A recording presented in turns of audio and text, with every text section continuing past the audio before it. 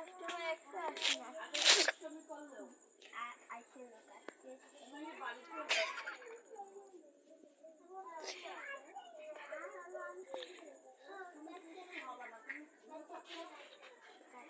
তার কিচেন, আসসালামু আলাইকুম ডাক্তার।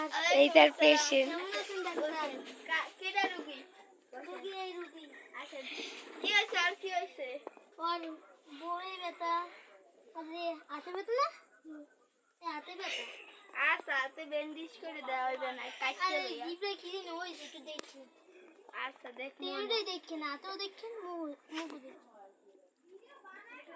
ওর মনে ও এই সারাদিন ঘুমায় না? ঘুমায় আর খায়। খায় তো ঠিকই। ঠিক খায় না? খায়। ও খায় তাহলে মনে হয় ও আর জ্বর হইছে। বরিশালে মাছটা নিয়ে করতে যায় এই তো এই ব্যথা হইছে।